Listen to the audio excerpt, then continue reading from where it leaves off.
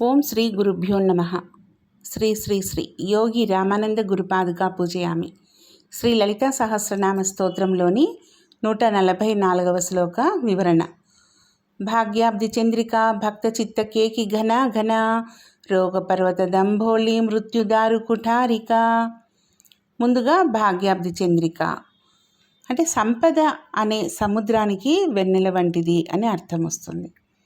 భాగ్యం అనే సముద్రానికి వెన్నెల వంటిది, సంపద అనే సముద్రానికి పరమేశ్వరి శరత్కాల పూర్ణిమ నాటి చంద్రుని వంటిది.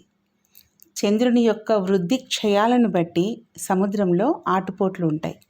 అలాగే భక్తుల యొక్క భాగ్యం పరమేశ్వరి కృపా కటాక్ష వీక్షణాలను బట్టి పెరుగుతూ ఉంటుంది అని చెప్తున్నారు. అందుచేతే ఆమె భాగ్యాబ్ది చంద్రిక అనబడుతోంది.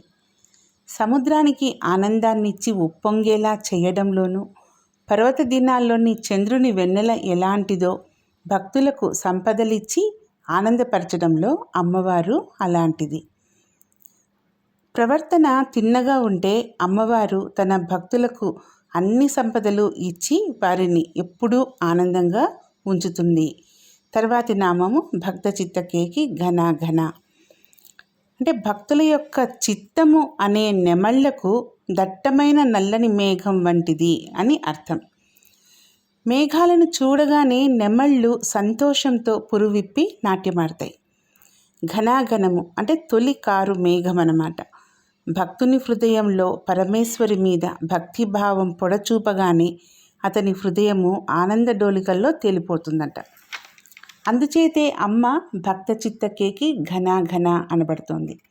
భక్తుల చిత్తాలకు నెమలి పింఛం రంగుల్లోని సంశ్లేషణాత్మక ఐక్యతను ఉపమానంగా చెప్పడం ఔచిత్యాన్నత్యాన్ని సూచిస్తుంది. నెమలి పింఛంలో ఎన్ని రకాల రంగులు ఒకదానిలో ఒకటి మిళితమై ఉండి ఏ రెండు రంగులకు మధ్య ఉండే హద్దు తెలియని సమన్వయ సంశ్లేషణ ఉంటుంది. అలాగే భక్తుల చిత్తాల్లో భక్తి భావనలు ఎన్నో రకాలుగా ఉన్నా వాటన్నింటి సమన్వయ స్వరూపిణి అమ్మవారే. అలాగే ప్రపంచంలోని మాయ, మిథ్య, మోహం ఇత్యాది లక్షణాలన్నింటినీ భక్తుల చేత సమన్వయాత్మక దృష్టితో పరిశీలింపచేస్తుంది అమ్మవారు అని కూడా ఈ నామానికి అర్థం చెప్పవచ్చు. తర్వాతి నామం రోగపర్వత దంభోళి. రోగం అనే పర్వతానికి వజ్రాయుధం లాంటిది అని అర్థం చెప్పచ్చు. పూర్వకాలంలో పర్వతాలకు రెక్కలుండేవి. దాంతో అవి ఒక చోటు నుండి ఇంకొక చోటికి ఇష్టం వచ్చినట్లు ఎగిరిపోయి జనావాసాల మీద వాలిపోతుండేవి. ఆ సమయంలో అపారమైన జననష్టము జరుగుతూ ఉండేది. అప్పుడు దేవరాజైన ఇంద్రుడు తన వజ్రాయుధంతో వాటి రెక్కలు నరికి పారేశాడు. మేనక హిమవంతుల కుమారుడు మైనాకుడు ఇంద్రుని ధాటికి భయపడి సముద్రంలోకి పోయి దాక్కున్నాడు.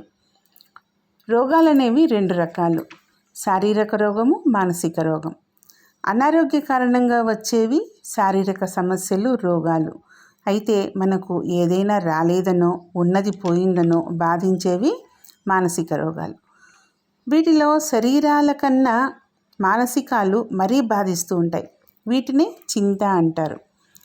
చితి చచ్చిపోయిన శరీరాన్ని దహించి వేస్తే చింత బ్రతికున్న శరీరాన్ని దహించి వేస్తుందట. ఇటువంటి రోగాలను వజ్రాయుధంతో ఇంద్రుడు పర్వతాల రెక్కలు ఏ విధంగా అయితే నరికినాడో తన జ్ఞాన ఖడ్గంతో నాశనం చేసేస్తుందంట పరమేశ్వరి. బాధ అనేది నిజానికి భౌతికంగా కాదు, మానసికమే. ఎంత బాధ అయినా కూడా అతి ముఖ్యమైన పనిలో నిమగ్నమై ఉన్నప్పుడు ఈ బాధ సంగతి అస్సలు గుర్తుకురాదు. బాధ భౌతికం కాదు అని చెప్పడానికి నిదర్శనము ఇదే. ఇటువంటి మానసికమైన వాటినే భవరోగాలు అంటారు. డబ్బులు ఎలా వచ్చాయో తెలియకపోతే వెంకటేశ్వర స్వామి హుండీలో వెయ్యమన్నట్లుగా ఈ భవరోగాల్ని తొలగించే మార్గం అమ్మవారు చూడగలదు. పైన చెప్పిన సారాంశమంతా ఒకటే.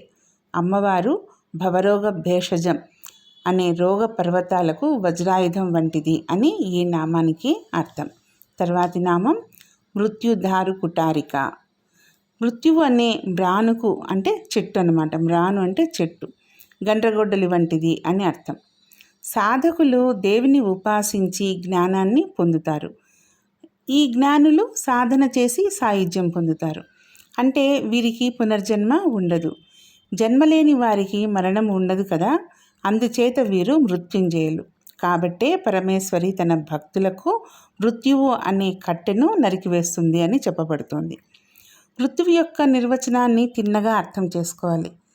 మృత్యువు అంటే చావడం అనే అర్థం చెప్పుకుంటే తప్పు అర్థం వస్తుంది.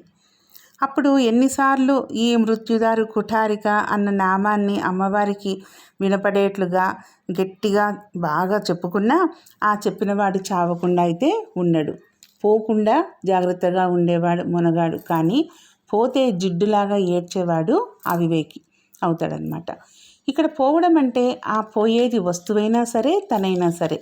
రోగం తర్వాత ఉండేది మృత్యువే అని గుర్తు ఉంటే ఈ నామాల వరుస అంటే రోగపర్వత దంభోళి మృత్యుదారు కుఠారిక నామాల వరుసకు ఔచిత్యం ఉందని తెలుస్తుంది.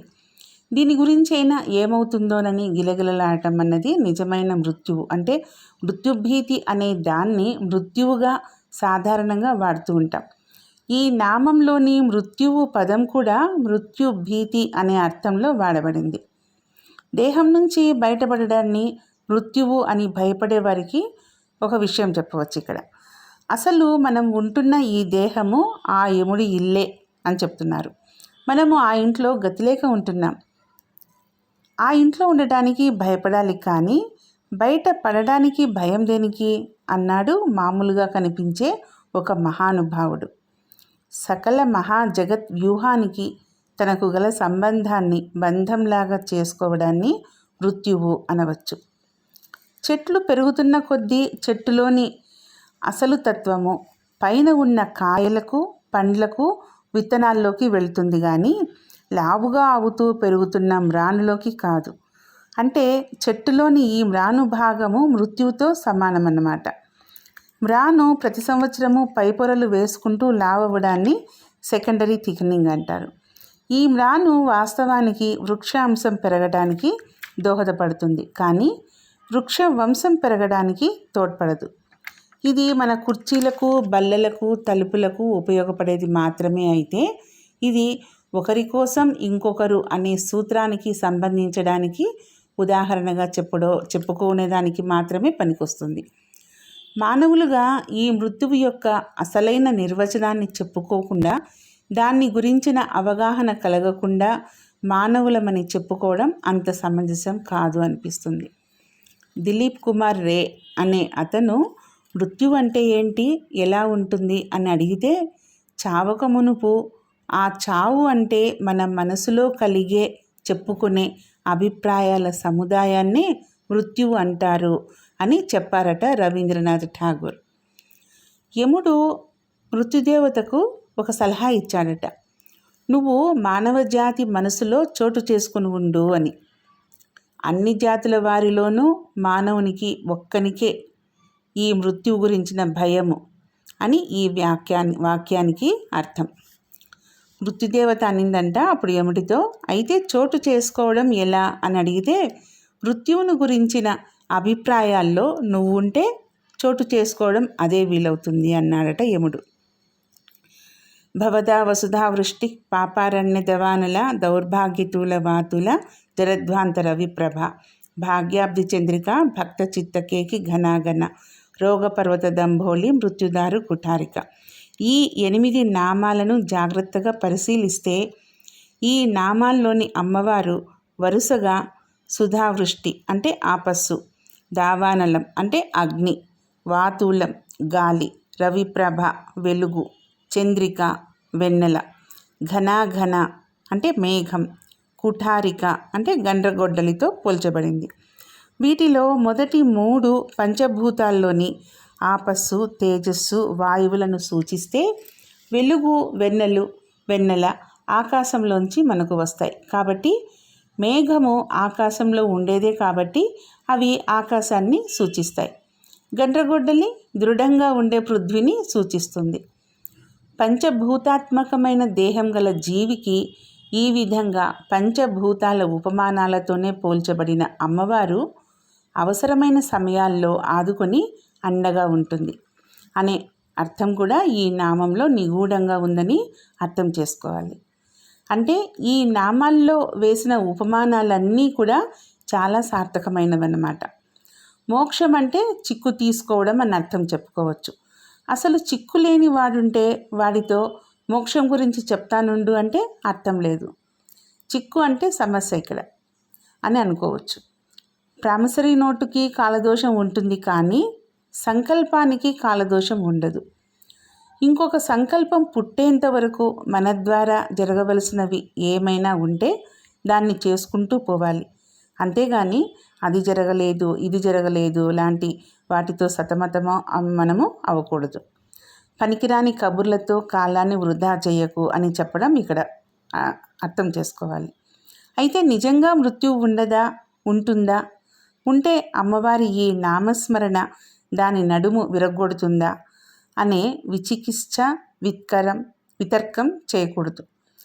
మన మనసుల్లో ఆ మృత్యువు అంటే ఉన్న చచ్చు అభిప్రాయాలను తొలగించి మెచ్చుకునే పనులు మన చేత హెచ్చుగా చేయిస్తూ మన మనస్థాయిని హెచ్చిస్తూ మనకు అచ్చి వచ్చేదే అమ్మవారు అని గ్రహించాలి. ఓం శ్రీ మాత్రే నమః. ఓం శ్రీ గురుభ్యో నమః.